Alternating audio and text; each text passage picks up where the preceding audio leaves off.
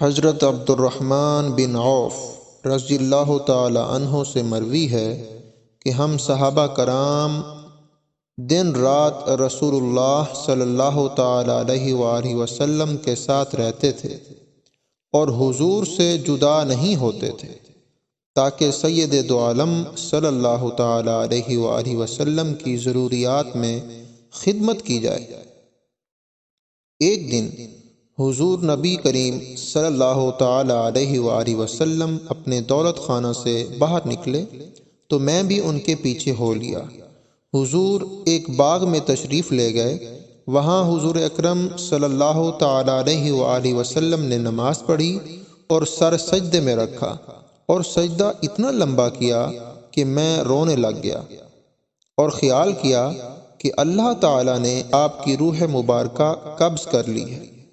پھر سرکار دو عالم صلی اللہ تعالی علیہ وآلہ وسلم نے سر مبارک اٹھایا اور مجھے بلا کر فرمایا، تجھے کیا ہوا ہے؟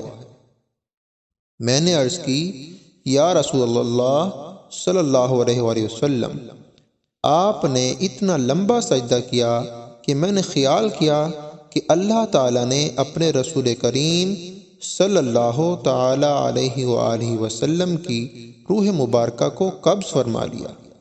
اب میں حضور کو کبھی نہیں دیکھ سکوں گا۔ تو رسول اکرم صلی اللہ تعالی علیہ وآلہ وسلم نے فرمایا، مجھ پر میرے رب کریم نے انعام کیا تو میں نے سجدہ شکر ادا کیا ہے۔ انعام یہ ہے کہ میری امت میں سے جو کوئی مجھ پر ایک بار درود پاک پڑھے گا، اللہ تعالیٰ اس کے لیے 10 نیکیاں لکھ دے گا اور اس کے 10 گناہ مٹا دے گا۔